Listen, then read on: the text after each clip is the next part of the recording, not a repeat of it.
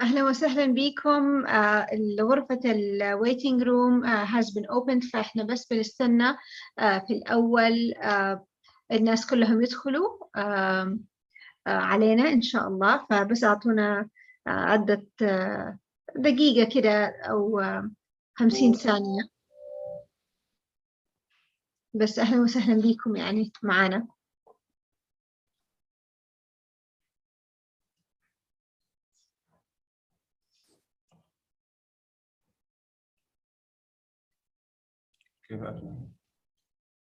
إيه أنا give them time شوية، لأنه ما شاء الله تقريبا 80 تقريبا إلى الآن 100 دخلوا في الغرفة نفسها، بس ما زال في waiting room بيحاولوا يدخلوا الناس، فهياخد شوية وقت. بس نتأكد إن الويتنج روم كلها صارت زيرو ونبدأ.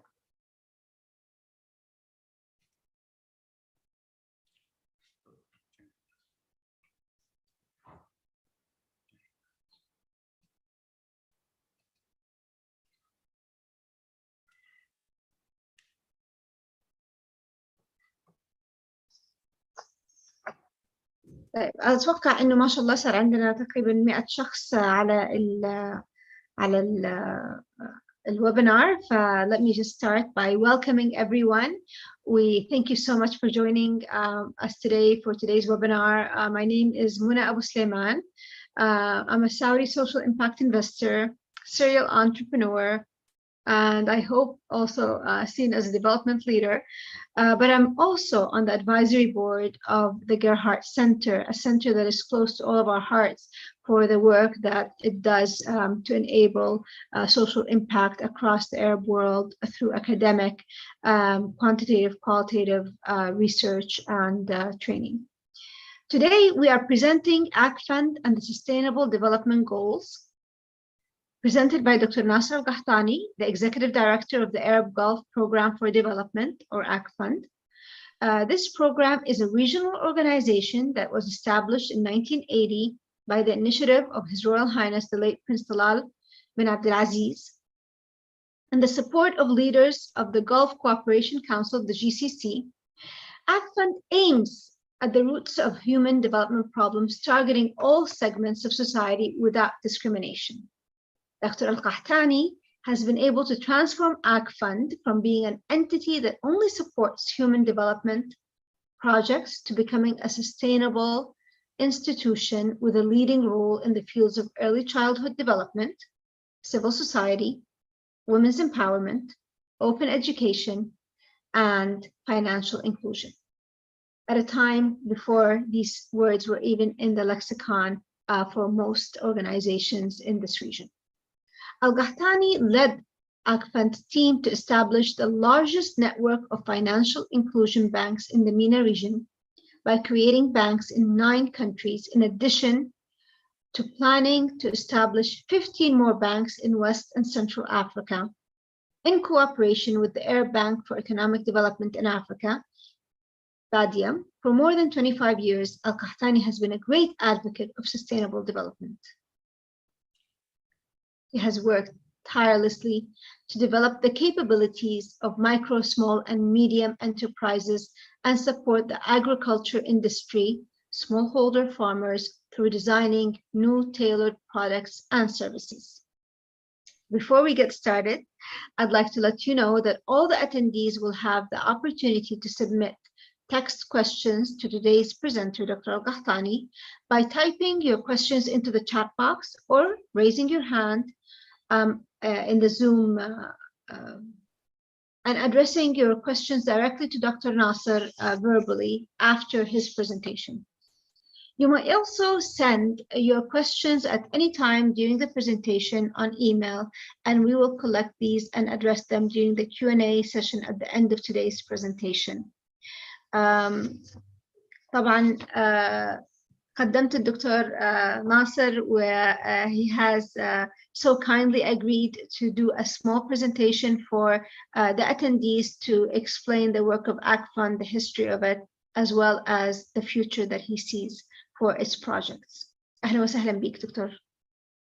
Thank you, Mona, for your kind introduction, and thank you for the invitation. If you allow me, I could share my presentation with the audience, and would like to welcome the audience.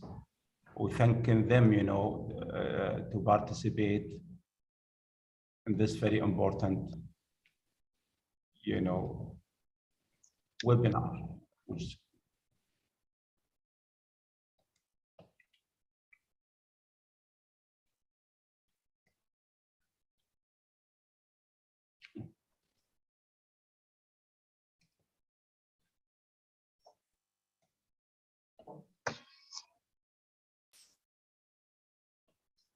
you have it now?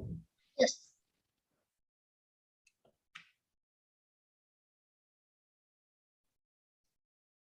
Okay. So thank you very much, and I'd like to welcome everybody and talking about Sustainable Development Goal and AGFUND achievement. I would not able to talk about it without talking about the founder of AGFUND. The late His Royal Highness Prince Talal bin Abdul Aziz, he was appointed as the first special envoy for UNICEF. That was in late 70, beginning 90. And because he dedicated himself to help, UNICEF to travel all over the world for doing fundraising and helping, children in the less developing country, and as well as in the Arab country and the developing country to have access to vaccine. The history is repeating itself. Even 40 years ago, His Royal Highness was helping poor people to have access to real vaccine, and that was available, but nobody could reach it. Imagine that poor people at that time cannot be able to get that vaccine. Let's feel that when we are today have a difficulty to reach the vaccine for COVID-19. So His Royal Highness worked too closely with Mr. Grant. Mr. Grant at that time, who was the executive director of UNICEF. We remember we have a lot of video that they traveled together all over the world, and Mr. Grant was a doctor. He always carried medicine in his pocket. And that's the difference between His Royal Highness and Mr. Grant and the other leader nowadays, because they know what kind of vaccine the child needs in Sierra Leone. That's what make different at that time. And His Royal Highness was also interested, and he already, been aware, highlight the difficulty of access to water. That's many years ago, with now everybody talking about the climate change. That's why the UNESCO, he was also appointed as a UNESCO special envoy for water 2002. And His Royal Highness, the best thing about it, we live the luxury of His Royal Highness. He always want to help poor people without any discrimination, race, religion, etc. And we remember, his saying all the time, human being is a human being, wherever she or he is. And this is something we have to all be proud of it. Since he's been working too closely with the UNICEF, he came up with the idea of creating AGFUND. And instead of having that effort, not as an institute, he think about institutionalize everything, and he came with the idea of creating AGFUND to have it as a fund, supported by the GCC country, by all the leader, the custodian of the Holy Mosque, and the leader of GCC, and they supported and given a fund, and they create AGFUND, 1980, and put all the fund, and AGFUND used to receive all the projects from United Nations organization, and they funded. Since that time in inception until now, we finance more than 1,600 projects, 133 countries, with partner with United Nations organization. AGFUND all the time, after what we have done during the 80s, which is access to health of the women and children in the developing countries during the 80s, and the improvement of the health of the women and children in 90, that's because of the work done by AGFUND and UNICEF for 80s. It's you need almost a decade to make a result. And we remember when the executive director of UNICEF, Carol Bellamy, issued a report in 1994 saying improve the health of the child and the mother during the 90s. That's because of the work done during the 80s. In mid-90s, His Royal Highness all the time is ahead of everybody. He is a visionary person. He is always the time saying, okay, we now have partner. We've been in 130 countries. Let's think, how can we see what is the need and priority and the challenge. And we come up with the area of the challenge for development and sustainable development, which is women empowerment. And we find out that we cannot empower women without having a strong civil society, without having open and learning education, without having early childhood development and financial inclusion. And this has become, since that time, the focus of the area where AGFUND gives its priority, and need to reach the sustainable development cannot happen without giving that area is more attention. And that time, when AGFUND started, the name of AGFUND used to be the Program for United Nations Organization. All the work done with United Nations, and we work with 19 UN. So the good thing about it, AGFUND is a role model for partnership. AGFUND never have done any project without having partnership. And this is one of the success we learn from each other, and we come up with creating 5 institutes in the 5 area we have highlighted, because as you know, during the 90s, the area of focusing is the child right and woman right, where the hot topic and that area and many resolutions were signed to protect the right. AGFUND has created the Arab concept for childhood and development, whereas childhood and early childhood development is the real investment in human capital. Imagine now we cannot have a real human capital if we miss the early child development, the preschool education. Why? Because until now, and sorry for that start talking about in the 90s, and we still lag behind in the Arab region and the developing country, that just almost 30%, more than 75% of our kids have no access to preschool education, while the brain of the child being creative and innovative happening before 6 years old, not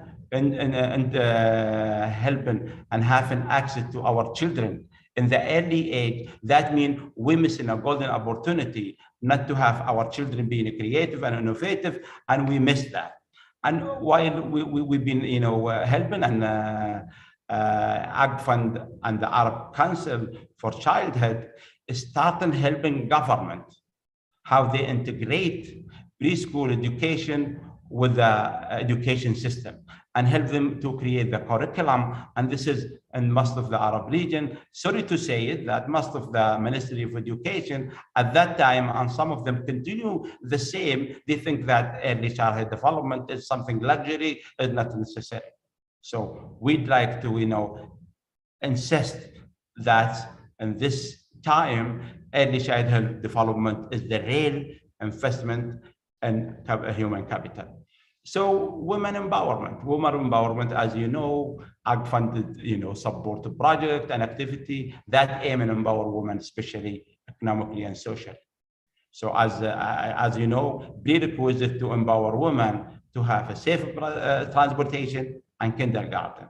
At the same time, this is one of the way we need to empower women through, design a special product to include them in the financial system, for God's sake.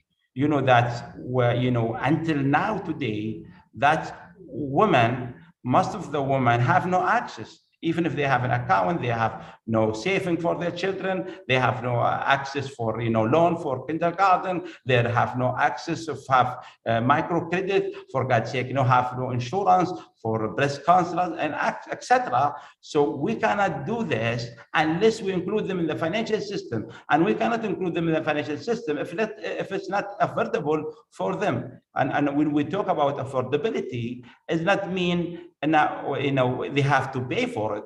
Even government, if they are government responsible about this, they have to do it and make it affordable to give more people. And as you know, Qatar, the Women's Center, is created in a different way.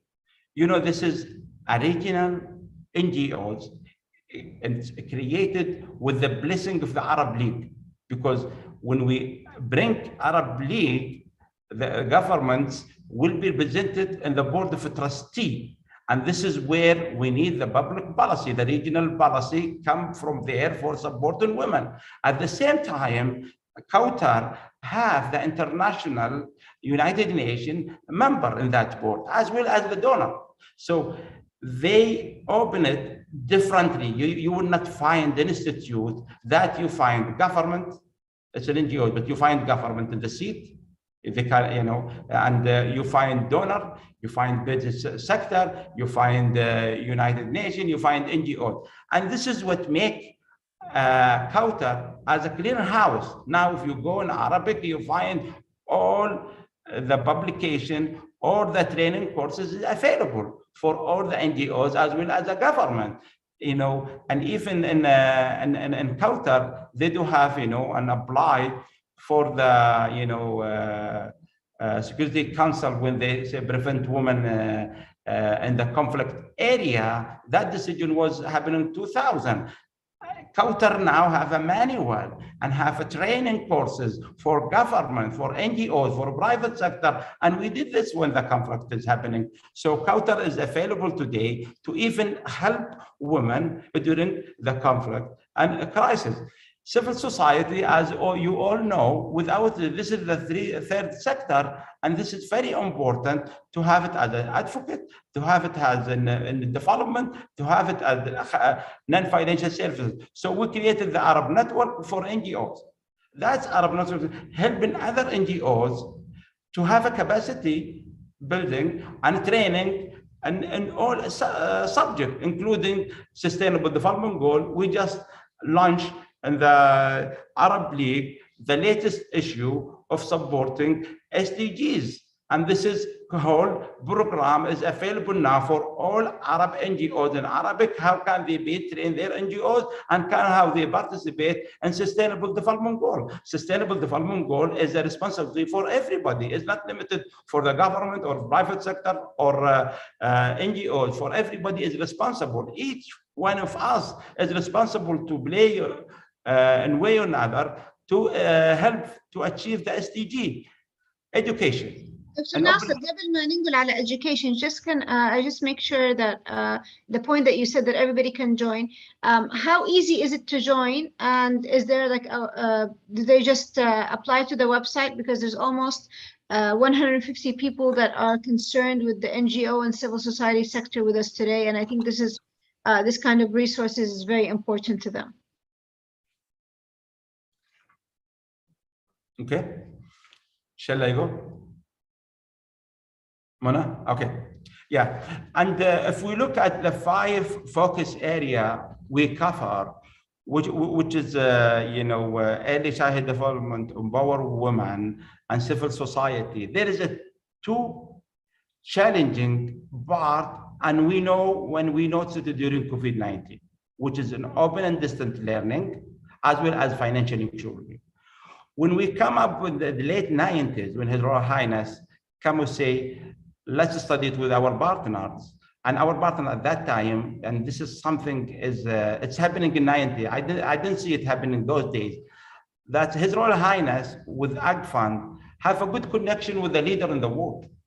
I remember when he came up with the idea of having the Arab Open University, that was with consultation with Frederick Mayer, the Director General of UNESCO at that time, with James Wolferson, the President of the World Bank. All of them given idea and advice how we start at that way. When we come at that time, the number of the people need to have access to higher education. We're talking about 32 million. At that time, almost 8 million have access to higher education. That means 80% of our boy and girls have no access to higher education. Imagine if they want to go back and continue, that means the number of the population is increasing, the resources decreasing. So the only way we do it, we have to look at another delivery mode to reach the people with the higher education. Not that mean we leave the best university like American University or Harvard and said, we want them to stay as it is, because this is very important to have a present, a traditional university. The only thing we need them to share the knowledge they have, to have it in a mode, in a delivery methodology, to have the women in rural area have access to that, courses. And we ended up having, the Arab Open University with a partner with the British Open University, associated with the British Open University, and validated and accredited by British Open University, because, as you know, that time and now the best Open University is the British Open University, and we create the PLAT International, the platform to receive the best curriculum. Since that time on partnership, imagine now the Arab Open University exists in 9 Arab countries.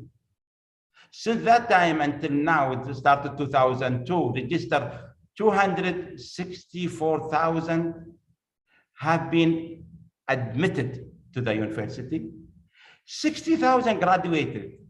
And the beauty of it, that 143 nationality has been, admitted. Imagine, so the 100 nationalities, some people come into the region, they cannot afford to have that kind of education. When we call affordable cost, that means could be accessible. Now, 50% of our, students, they get a scholarship, but the rest they pay, and it's reasonable until now. And the university became standalone and became sustainable in a way to continue at that way. If we go from the higher education, which is, we believe that women need further attention to include women in higher education.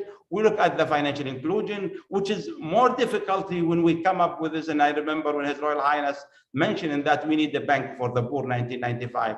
You're talking about Bank for the Poor? No, that should not be part of the system. So no, we insist it should be part of the financial system and should be supervised and guided by the central bank.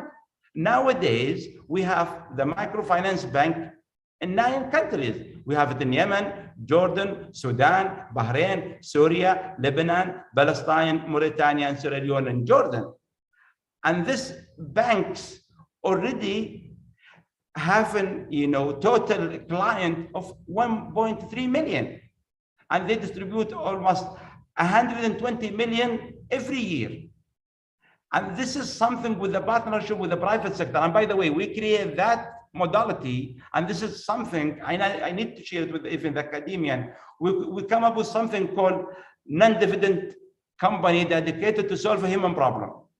It's a private company, but there is no dividend at all. Wherever you make it, you invest it in the human being and solve a problem. And this is what makes this sustainable. Imagine today, that's our banks in Yemen, which is open 2009, became one of the 4 banks in Yemen with the outreach and helping all those people to reach almost the cash disbursement happening from the international donor through this bank. We already have even what we call BAYS. BAYS is a mobile banking. Imagine that in Yemen since 2015, even before the conflict. So that moved us electronically in Yemen during the crisis by the Yemenis to develop that bank to be electronic. And this year alone, this bank have distributed $600 million cash assistance and benefit 3.5 million beneficiaries. Imagine if AGFUND with the private sector and they come with this modality did not come before the conflict is happening. So the way we see, we create an institute to act, not to react. Our problem all the time in development, we just react like what happened today during the COVID-19. COVID-19, and the problem is for SDGs. And this is where I want to highlight that continuity of the late Prince Talal bin Abdul Aziz. Prince Abdul Aziz bin Talal was appointed the president of AGFUND. And he is the president with the board who is reviewing our 2030 agenda with the response to COVID-19. And we agree about it for the next 25 years. When when the crisis happened, we find out that all the 17 goals have been affected. But we ended up, what is, according to the Sustainable Development Goal, when we make a survey for almost 22 experts, and we look at the most affected goals, number 1 and 2 and 3, and as usual, gender equality, and 5. So women being affected again. So based on that one, we found out that linking this with food security. And food security without a small farmer cannot happen. We add this to the financial inclusion, and we make this as one of part of our product to support a small farmer to have access to financial inclusion, because without doing this, we will not create jobs. Because as you know, 50% of the job created worldwide is coming either for agriculture or supply chain related to agriculture. And 70% of them are small farmers, for God's sake. Nobody even want to include them. So this is where, and this is, we have to give a credit to His Royal Highness Prince Abdulaziz, because he has interest with the digitalization. He has an experience in that one, with negotiation, with the enabling environment. That's where his strength is helping us now to do the 5 area we're doing it, but we give a priority for enabling environment for all this. We need a global policy to support and doing all this sector. We need this digitalization to help access to financial, to help access to education, etc. We need to continue empowering women and youth, for God's sake, if we want to have sustainable development. If you want to achieve the sustainable development, you will not do it without supporting women. That's where the sustainable partner is during the COVID-19. Suez capacity building facility. This is with the Suez 40 companies supported by the government of Suez. And AGFUND is the only non-Suez partner. We help to help the private sector, to help in, have access to microfinance, and they're helping even to help a small farmer in our bank. For example, during the COVID-19, we make the micro insurance for small farmers.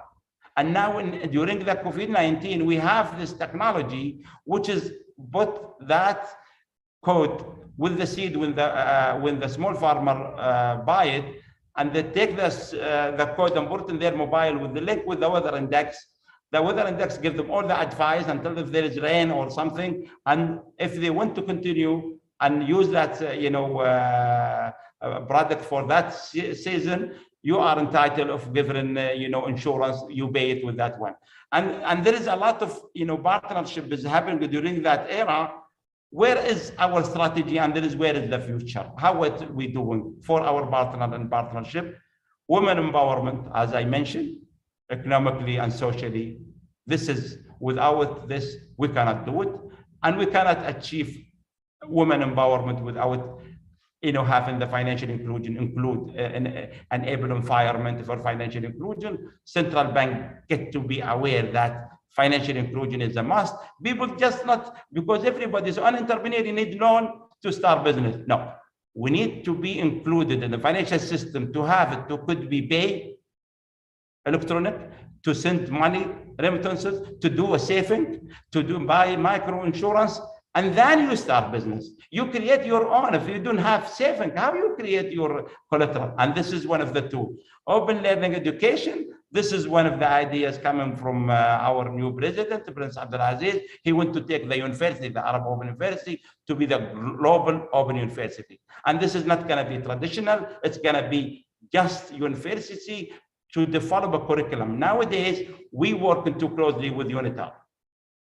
UNITAR, the UN Training and Research, for United Nations. We developing financial inclusion, master degree, and we planning to have access to 10,000 women, particularly in Arab region, to have a master degree in financial inclusion. We want them to be the leader in the financial inclusion and lead their own country in that one. And this is going to be shared with different universities. It could be American University, could be one of it, using that curriculum, validated and accredited by the best references.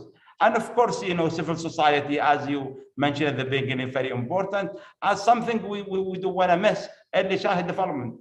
Please, I beg everybody who could have do anything for early childhood development, invest in it. This is the only way we will have our kids, next generation, accepting each other, dialogue, and friends. That's happening in early child development. And the most important thing, and we continue highlighting the quality of partnership. Partnership is very important. And there is no way to have a partnership without proper communication. Without proper communication and transparency, there is no partnership. And without financial inclusion, some people say fundraising. Financial inclusion is not a matter of fundraising, it's just you take money. You might not need to go and bring money. You might even create it with your own money to create sustainability and make a little margin and continue without any support. And that's what happened with AGFUND. So sometimes with a little money, some people supporting each other with 100% free. Some of them pay 10%, some if they afford it. The last one, which is the Bristol International Prize for Human Development.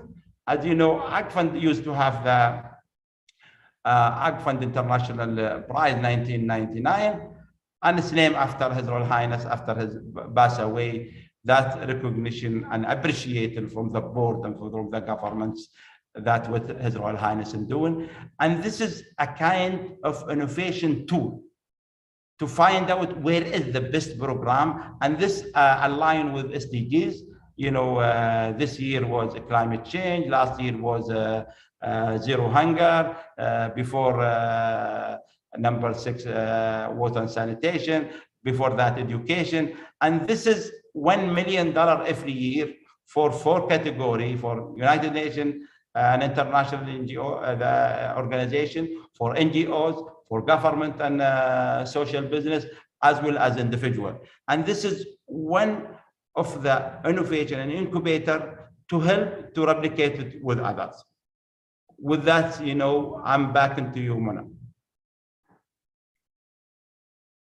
أول شيء يعطيك العافية دكتور ناصر for this very thorough review of AGFUND, both the history, which is very important for people to understand how it started, that it started with a vision of a single man who was in a position of power and could have just wasted that, but leveraged everything he had to institutionalize change in the areas that he thought would be most beneficial to the Arab world at that time. So thank you so much for the presentation. We have received many questions over email, but I wanted to go and just before we start with the questions from the audience, to ask you a couple of things that perhaps were not mentioned in the presentation, but we are some of us maybe in the sector in Saudi Arabia or in the Gulf region might have been more aware of it than others. What are the challenges to AGFUND's work right now? Where do you see those areas where you need help? Because we're going to be talking a lot about how you can give help to a lot of people who are on this call and partnerships and funding and all these things. But what are the challenges that you see for yourself? The first challenge is the mindset. So it's some people, it's hard to change their mindset, and even what's happening now with financial inclusion during COVID, what happened with education, some people haven't even admit that could be as and learning. And the most difficult thing is the public policy. We need a regional and public policies. We need a national policy to support sustainable development. And this is the most important challenge. Of course, access to this area, it's became, without having a real, public policies, clearly with a little infrastructure, it will not gonna happen. And I believe public policy, regional and national policy, one of the most difficult things. Look at now Saudi Arabia, how they move when they change a lot of policies. This is making a lot of change. I wish if this is gonna be regionally and changing the whole things for my financial inclusion, for education, and even look at today. If somebody, you know, studying somewhere, access to education, this is something get to have the public policies within the national goes along with the regional, goes along with the international. And this is one of the difficulty facing the sustainable development.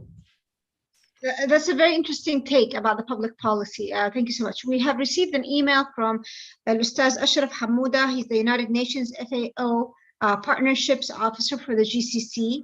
And his question is, can you please explain how developmental agencies can partner with AGFUND? Is there a process for them to actually approach you for partnerships? Yeah, it depends. Now there is an AGFUND, an affiliated and sister organization of AGFUND. This is if you just want to have it as a, you know, funding, or you want to benefit from the, you know, existing institute.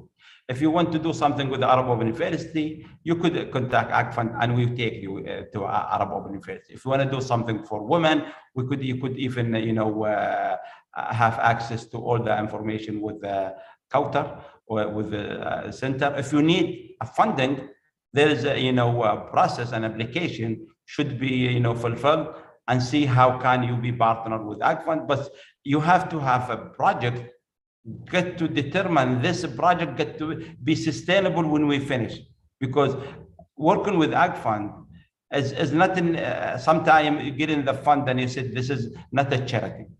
It's a development and sustainable development. So you just call us an AGFUND. We'll see what kind of, you know, partnership we want with AGFUND. And by the way, now AGFUND last week we created what we call a global partnership hub with UNITAR.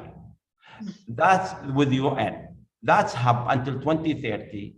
We have aiming to have 3 areas we will be covered.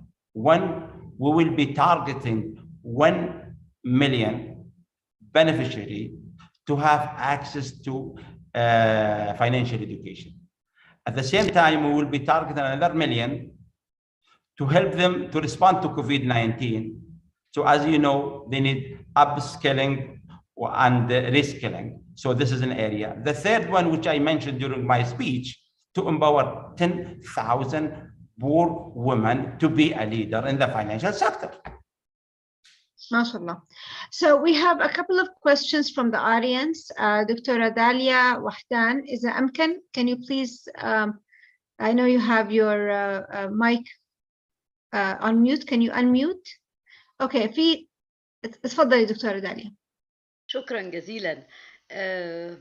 أولا, I must say that I am a graduate of AGFUND. I'm now an associate professor at public policy at AUC. But when I was in doing my master's, I joined the program that AGFUND funded to create trainers from the Arab world, trainers of trainers. So I was lucky to have passed, and since then, AGFUND has been doing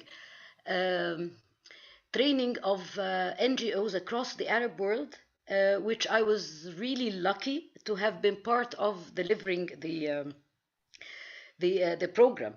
And my question is very simple. I know that AGFUND is extensive, and it is good, thanks to Gerhard Center for bringing this meeting, because there are generations between the 1990s and now who do not know how much AGFUND has had extensive services in the Arab world. My question, Ustaz Nasser, is one, I know that AGFUND and the Markaz al-Umuma wal-Tufula was actually operating from Cairo.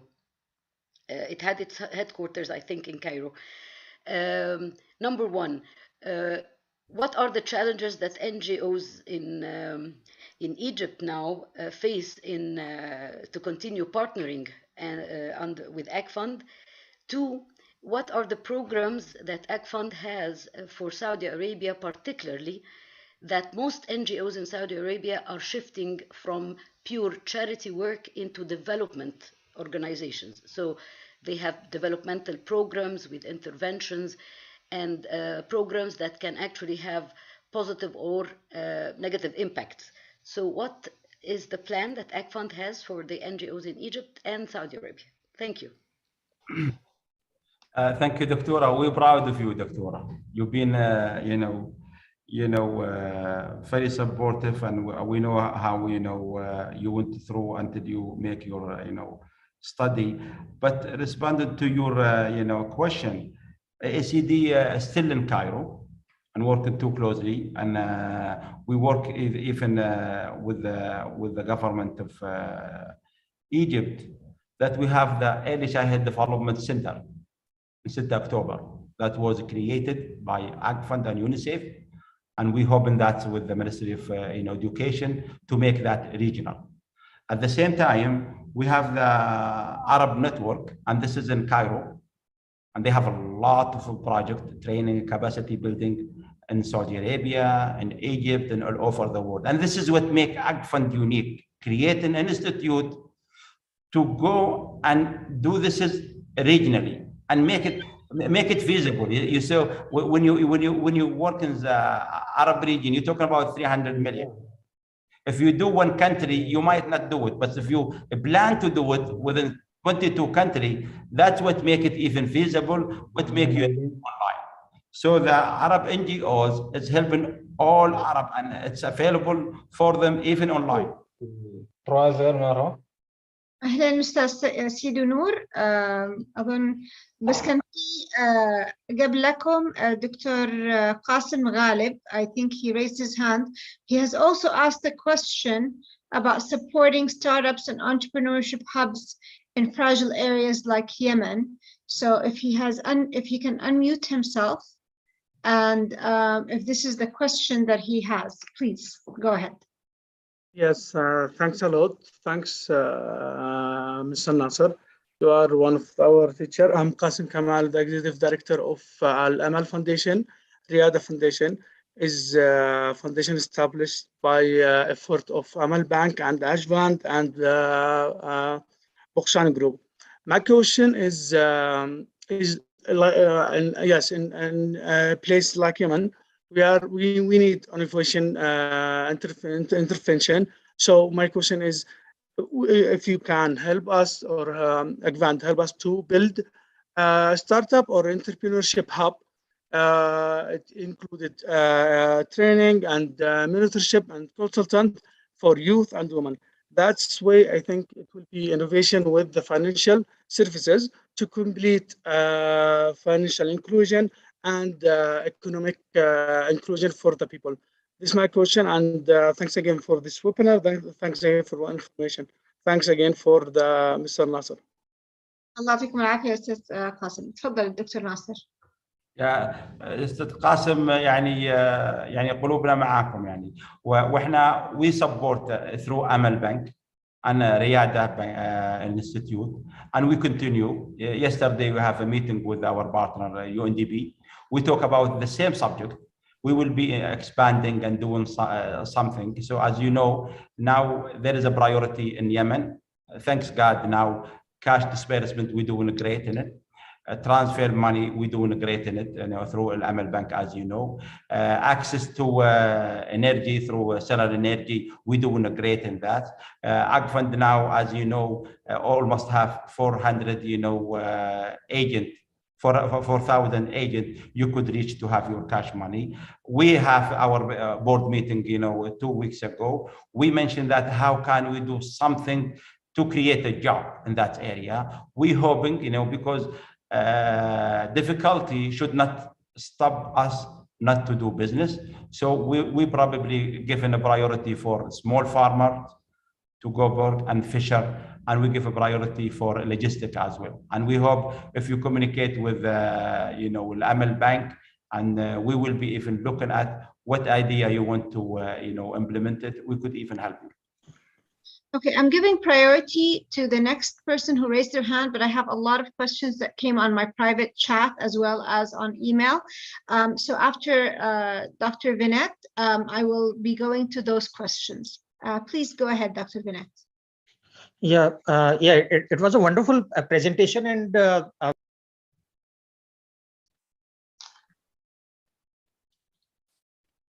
I think you're. yeah. I don't know why there is an issue with the mute. Can you try again? Yeah, is it okay? Yes, we can hear you right now. Yeah, is it okay? Yes, we can hear you. Yeah, so basically it's a wonderful initiative at your end, and with the very great, with very great policies and framework. So my basic question is regarding, how can you bring the best practices as far as agriculture is concerned, or education is concerned, because sometimes there are fundamental issues involved with that. For example, for example, people are using a lot more fossil fuel vehicles, which are not basically climate friendly, at some point of time, and basically might not be able to deliver results. So same is the case with agriculture. They are not using the best practices. They might not be using the same, what you call, fertilizers, or for that matter, technologies that enable in more productivity. And even in education, we are seeing, rapid transformation as far as technology is concerned. So how is the AGFUND, promoting these practices, which basically help in the long run, and enable in the skilling of the youth, as far as for which enable them to be productive as far as their jobs and businesses are concerned, and just are not basically just short term, which basically are able to provide them with the basically just employ just a simple employment, but basically are able to be very, very productive for the society. Thanks very much. Thanks. Thank you so much. Yeah, that's why AGFUND with UNITAR is targeting 1 million people to be educated in financial inclusion. Financial inclusion is go beyond just giving access to finance. You have to educate people how to use we know the difficulty facing the small farmer. For God's sake, small farmer right now have a big problem. If people sell them, a seed with a disease, and even they are poor, they have no money. At the same time, they cheat them. So what we did in Sudan, for example, we create a network among the small farmer and the suppliers. And we certified the one who supplied them, and we went to buy a seed. We certify that we don't even interfere. But this is one of the way we need to use technology and financial inclusion to aware the people. Look at it right now. Why we say payment and remittances? You should have the same one. If you want to buy something, what we hoping that small farmer and need or woman from Africa could talk to somebody in China, and from China, New York, from New York in Arab region. This is exchange the idea and the product itself. I agree with you. It's we doing our best, but the situation is not easy. It's challenging, but government, institute get to be educated enough to help women and youth people, not just give them a short thing and go away. Because if you imagine if those things will be integrated in the curriculum in school, I don't have to train them. I'm giving you an example right now. I teach the student 4 years in a business, and I take him to 2 weeks to train him how to start business. He or she been studying 4 years. They should start their business in the second year or 4th year. If I start teaching them entrepreneur from day one, because entrepreneurship is not limited for the people in business. I could teach entrepreneur to everybody. That's amazing. Doctor, actually, we've had so many questions, so I'm going to ask you to be a little bit briefer in your answers so that we can get through, because we only have 11 more minutes, and a lot of people will have to leave on the hour. I'm sure we can stay a little bit longer, but just to make sure that the benefit gets to most people.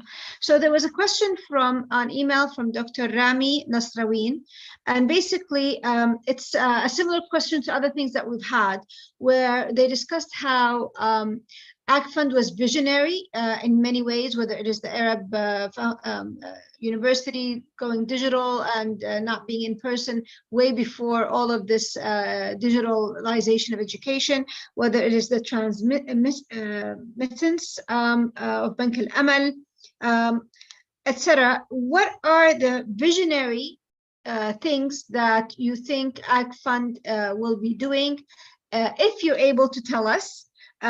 And with Dr. Rami, he said in particular, is there anything about vocational training that you might be doing differently?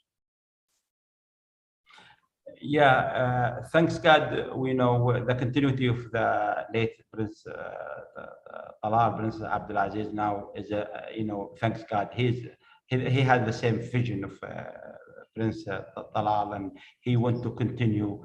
This is, further. He want to replicate whatever we do in the Arab region, in Africa, and somewhere else. We'll go this globally, and this is one of the way in the area for vocational training.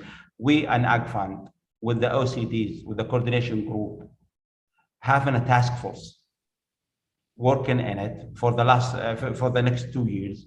AGFUND co-chair with the German. So we're doing something, and we hope we will be coming up with a lot of, solution, a lot of, policies, recommendation for the country for vocational training. This is the thing we will be having, inshallah. There was also another question about Lebanon, saying that it is going through, from Sultan Abdullah Alep.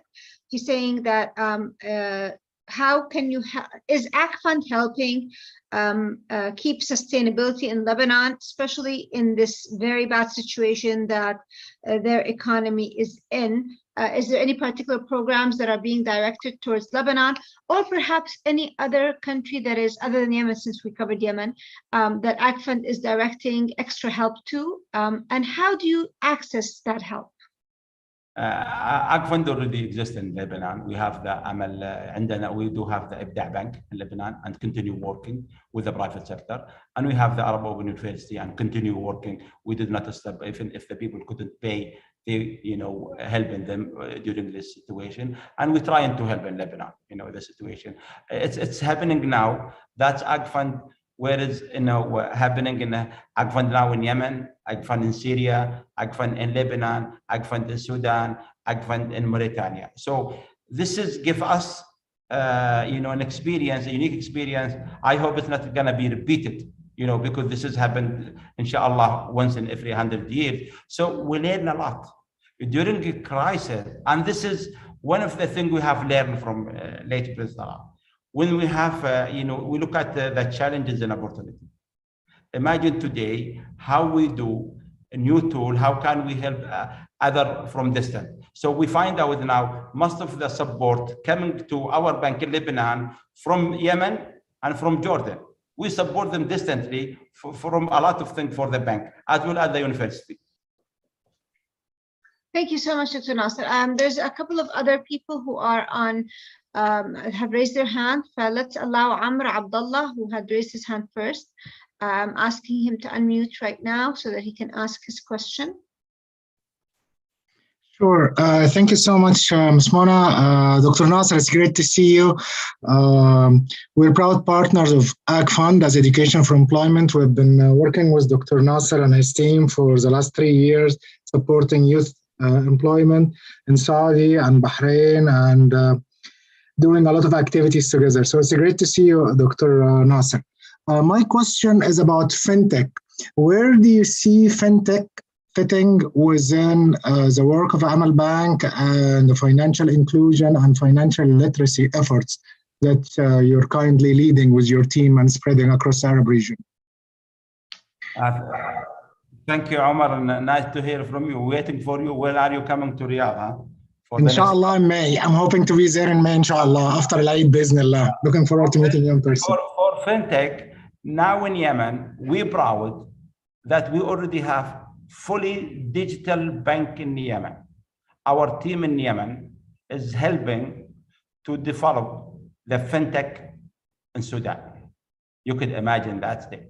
I can, mashallah, mashallah. And we hope now we do something together in Sudan and Yemen during the crisis, Omar. Omar, thank you very much for your support. Thank you, Doctor. It's a pleasure always see you. Thank you. Dr. Nasser, so there's a lot of information about the AGFUND projects that are happening within certain countries. There's a lot of questions about this idea of cooperation, not just partnership. We talked about partnership, but cooperation and funding. Can you explain a little bit to the people who are on this chat and have asked, as well as those who are just attending, what is the mechanism of the funding for these projects that people would like to present to AGFUND? Okay. First of all, individual could go, if they want a loan, they could go to the bank. If they are in Sudan, go to the Amal Bank. If you are in Yemen, go to Amal Bank. If you are in Bahrain, go to Ibda Bank. If you are in Sudan, if Syria, go to Ibda Bank. If you are in Lebanon, etc.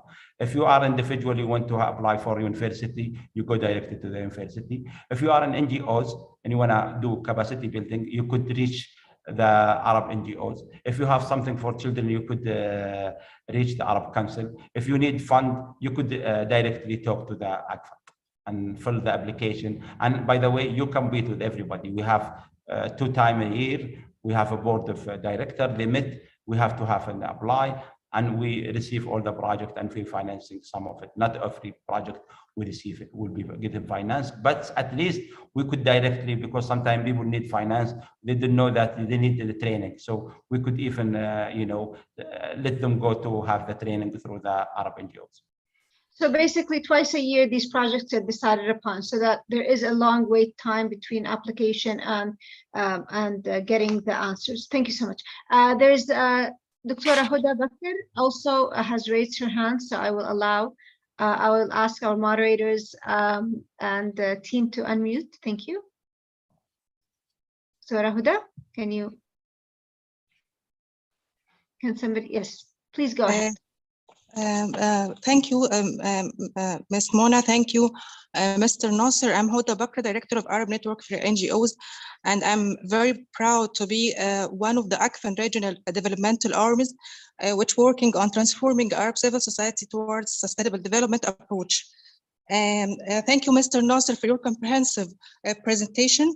I just want to ask you about in this very difficult time because of COVID-19 and the Russian war, climate change, what do you think about the future of SDGs in Arab network, Arab region, and the great burden? I think it's on AGFUND in this rough time.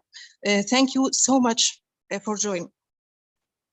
Thank you, Huda. And anybody who needs support as an NGO, they should contact Huda. Huda based in Cairo, and they have a lot of good training.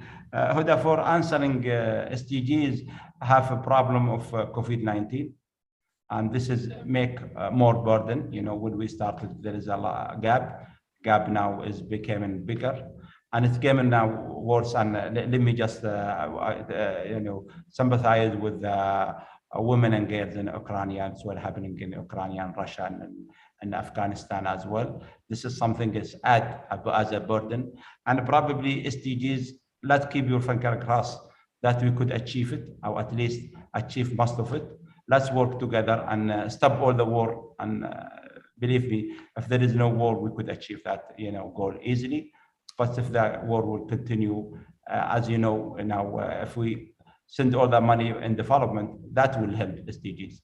So we hope in the Arab region, we have to have a global, initiative to support the whole, region to have a one plan for SDG 2030. And this is working too closely with the Arab League to support that idea.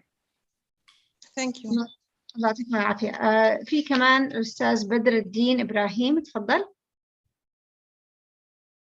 Can the team, yes, please. Yes, thank you very much. Well done, Mr. Nasser Al-Qahtani. I am Badruddin Ibrahim, Senior Advisor of AGFUND based in Khartoum. My question to Mr. Nasser is that I know that AGFUND is very concerned about the regulations, policies, and strategies of microfinance and financial inclusion in the Arab world. If you can explain to the audience a little bit about this concern and what programs and research or policies you have recommended to the central banks in the Arab area. Thank you very much. Thank you, Dr. Badruddin.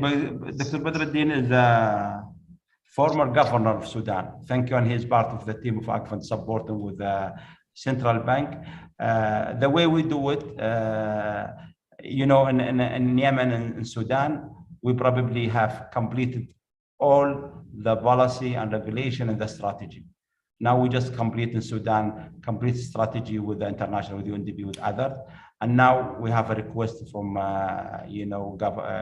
governor of Iraq that we will be having a mission to develop a new strategy. As you know, AGFUND always sit in the back seat. They bring the expert and do the strategy and give it to the governor or the central bank to discuss it with all the players, with IMF, with World Bank, with UNDP, with all of the players. And for us, Doctor, the only way we do it, we have to guide them. The only thing, the difficulty we have, as you know, is the mindset, is the governor and the government believe in financial inclusion or not. I hope everybody now is ready to believe in it after COVID-19. That is true. I hope that everybody is ready to believe in this. Doctor, we have reached the hour, and I'm very mindful of people's commitments and the late hour that it is in certain areas in the Arab world. So I want to thank you and thank everybody for attending today's webinar. ما شاء الله تبارك الله 155 شخص بدأوا معنا و155 شخص انتهوا معنا اليوم. Once you leave today's webinar, you will receive a survey on the presentation, and we would appreciate if you'd complete that and provide your feedback. We are always at the Gerhardt Center striving to do better. You will also receive a follow-up email within 24 to 48 hours with a link to view a recording of today's webinar, as well as the ability to download the presentation of Dr. Nasser if you so wish.